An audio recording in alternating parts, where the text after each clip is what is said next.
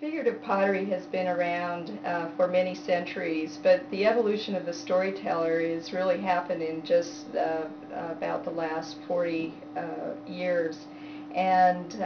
there was a very rich tradition of figurative pottery, especially at the village of Cochiti, where back in the late 1800s and the early 1900s,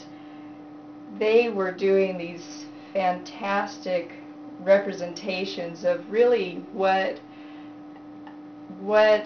other cultures sometimes how they appeared to them. So you have a representation, for example, here of a Spanish priest, or they would do circus figures. All of these very odd characters that were so very different from what they were used to. And so it was out of this tradition of figurative work that artist Helen Cordero from Cochiti was creating her figurative pieces, and it wasn't until 1964 when she really did her first representation of children being taught by an elder, either a grandfather who is passing down the traditional stories, thus the name of the storyteller, and really Helen, that's who she considered the storytellers to be. And the women she called the singers, because the women would pass down the traditional songs to the children. But at that point she figured out how to do a really wonderful representation of this idea of the traditions, the culture being passed down from the elders to the children, and figured out how to do it in the traditional clays. And the idea of that just really took off to where today you have wonderful broad representations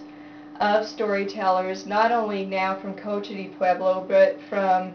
many of the other Pueblo villages, and also even from some other tribes. There's wonderful Navajo figures now. There's a Choctaw artist who is known for his turtle figures and more lately his bear figures. And it's even that idea that it's not just the people who are passing on the learning to the children, but that applies for animals as well. And so you can see the adult animal that is passing on the lessons for survival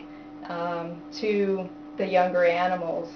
So today you get to see all kinds of wonderful ways that this is being told, everywhere from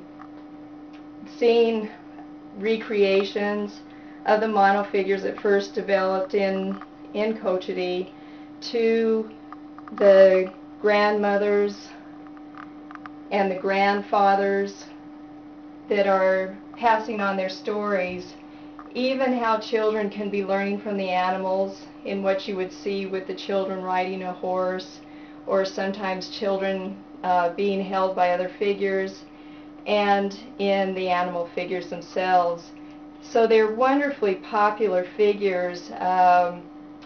because of this breadth of expression that you see now in the storytellers, and that everybody who collects them, I think they see certain things in them. It's not unusual for someone to make it very personal, where they want to have a figure that has 5 children because they have 5 grandchildren, or they have 5 children, but that there is something very personal and very individual about each of the figures that speaks to each person who collects them.